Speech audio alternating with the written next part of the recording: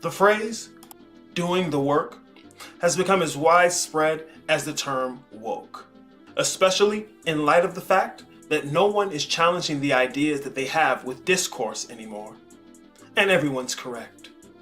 Today, I want to challenge one such new claim, and I'll start by asking this question, more especially to help gain a left-hand path perspective. Do we return to source? We all know many spiritualists and occultists who have rejected and criticized Christianity along with other mainstream religions, claiming that the tenets of Christianity, its God and its Christ, are all fake. Instead, opting to take a different approach on the nature of reality and the continuity of the self. They now believe that what is true is that in becoming enlightened, ascended, or awakened, they will be able to, or can, return to source. For the grand majority of people, this is fine. Even for the spiritualists on the right-hand path and some of the leftish occultists. For them, everyone is correct anyway, so it doesn't matter how or what they think to begin with. For those on the left-hand path, however, and even those who would actually choose to think about their own thinking and not just settle for what feels nice, this conclusion is not sufficient. In fact, for the occultist on the left-hand path, this idea of returning to source has some issues that need to be addressed.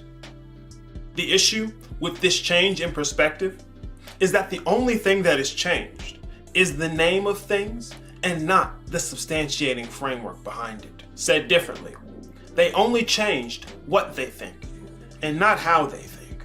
Quite similar to the flat earth nonsense, this narrative of return to source is creationism repackaged. The role that was played by God in Christianity or other religions is now being filled with the elusive idea of source. The suggestion that what you are returns to source is built upon the presumption that what you are can or ever leaves source, or is not source itself. Like much of the presumption of humanity, it frames the self with not simply the ontology of the illusion, but more to the point, it creates by implication a dissociation where none is necessary. It's like people who say they have to reconnect with nature, when the suggestion that one could ever be disconnected is folly.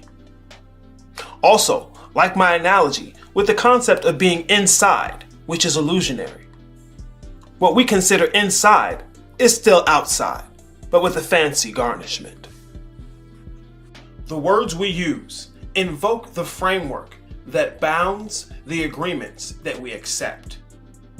They shape our premises of thinking. The idea of returning to source, more especially for a left-hand path occultist, is a faulty premises. It builds upon the same shaky foundation that you claim to have left behind with religious frameworks. The devil is in the details, and it's the details that will set you free. Why? Because the details are where it is that you have bound yourself. As a thing is bound, so it is unbound.